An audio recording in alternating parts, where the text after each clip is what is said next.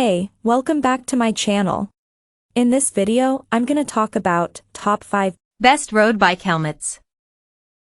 Starting at number 5. Giro Eclipse Spherical.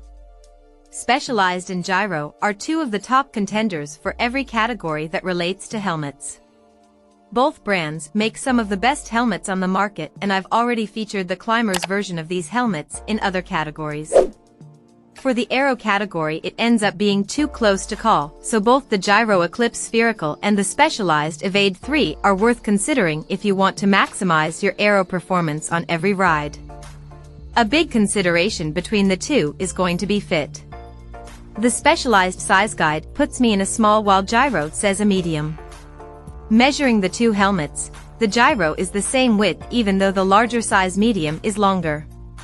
That makes the Giro a better option for a long narrow head shape, while Specialized has more room on the sides. Coming at number 4. Lazer Tonic Kineticore. It's important to understand that there is no definitive answer about how to make a safe helmet. Different brands have different strategies that aim to do the same thing. Lazer's approach is to build blocks into the part of the EPS foam that sits closest to the cyclist's head. During an impact, the blocks break or compress to allow movement and absorb energy. The blocks also help with air movement as a bonus.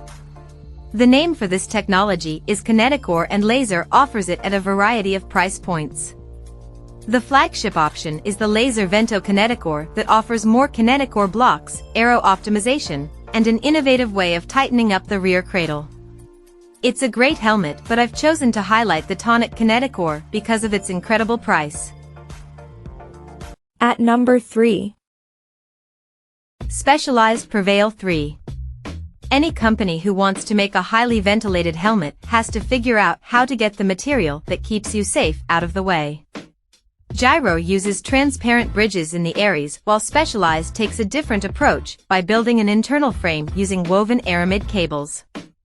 The cables anchor into carbon fiber side panels, and the whole system helps distribute localized forces in the event of an impact.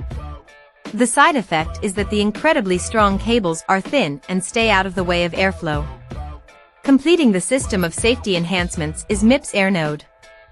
In practice, AirNode is as simple as a very specific padding design that enables 10 to 15 millimeters of relative movement between the energy-absorbing layer and the padding. Honestly, it doesn't look like it could possibly do that much, but Virginia Tech has the Prevail 3 listed as the third best helmet the brand has tested. Number 2 of my list.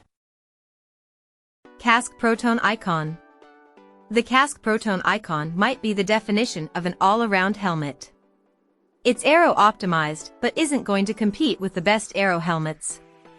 It's also lightweight, like the Giro Aries, but it's not the lightest out there. What it does do incredibly well is keep you cool and comfortable, and the style somehow seems to work as well on a road bike as it does on a gravel bike. What really stands out though is the comfort.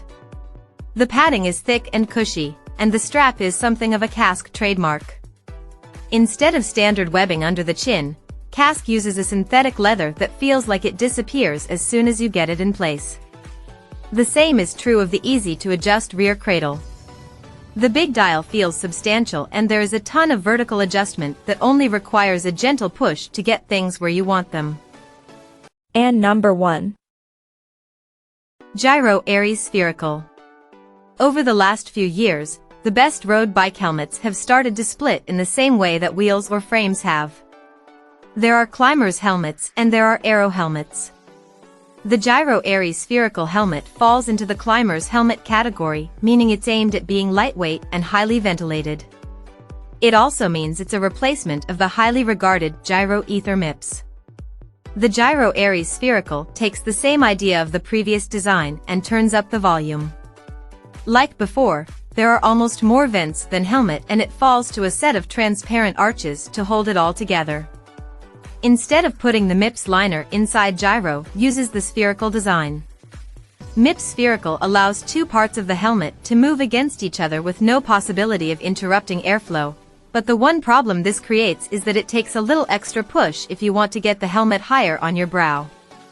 It's not a big problem, but it is noticeable. Check out this video description for latest price and more informations. Thank you for watching this video. Please subscribe and stay tuned.